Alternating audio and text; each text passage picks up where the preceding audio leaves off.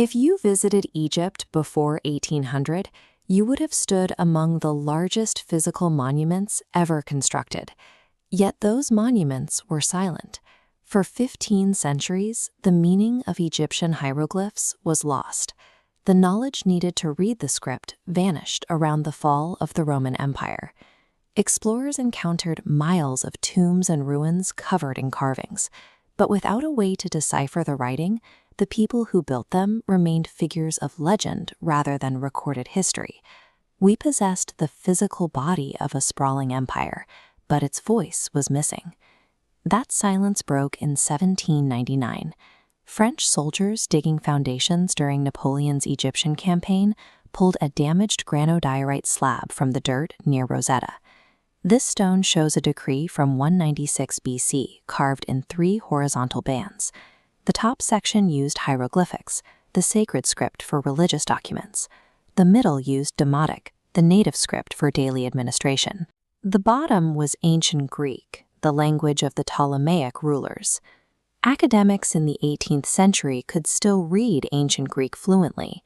By matching the known Greek words to the unknown carvings above, they finally had a direct one-to-one structural map. Translating the stone was not a collaborative project. It triggered an international rivalry to be the first to read ancient Egypt. The first major dent in the script was made by a British polymath named Thomas Young. Young focused on the structure of the carvings. He noticed that certain distinct oval shapes, called cartouches, were separated from the surrounding blocks of hieroglyphs. By cross-referencing the Greek text, he deduced that these isolated ovals identified royal names. He proved this by mapping the Greek letters for the name Ptolemy directly to the symbols inside one of the cartouches. This mapping led Young to observe that the symbols inside these cartouches represented phonetic sounds. For 15 centuries, scholars assumed hieroglyphs were purely picture-based concepts, that a drawing of a bird simply meant bird. Young's findings showed the ancient language used an alphabet of sounds. The race continued with a French scholar named Jean-François Champollion.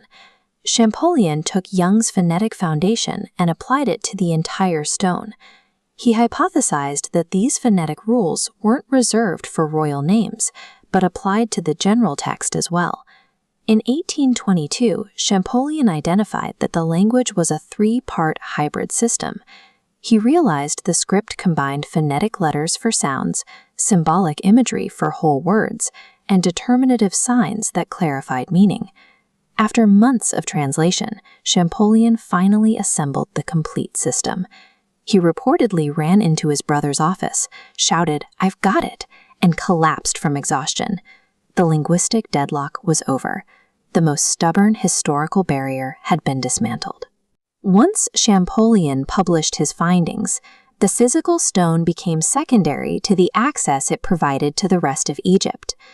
Armed with this system, researchers could walk into the Valley of the Kings and read the walls. Scholars gained access to 3,000 years of Egyptian records, cataloging political treaties, economic structures, and religious practices. The Great Pyramids and monolithic tombs now functioned as libraries of recorded history. The decipherment of the Rosetta Stone was a linguistic victory that placed ancient mythology into the context of recorded human history.